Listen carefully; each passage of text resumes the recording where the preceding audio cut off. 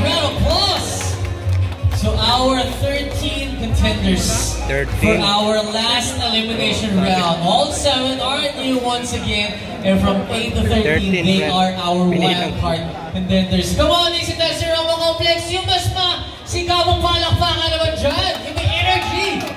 Yan, alright. Because I'm sure all of our hosts are pretty kinakabahan ngayong hapon nito. Kasi next week will be, of course, our fashion show, and after that will be the grand finals. So, baga, para sa kanila siguro, mas konti ni preparasyon, laban na kagad. Okay, all of you honks looks really, really stunning. I like your outfits.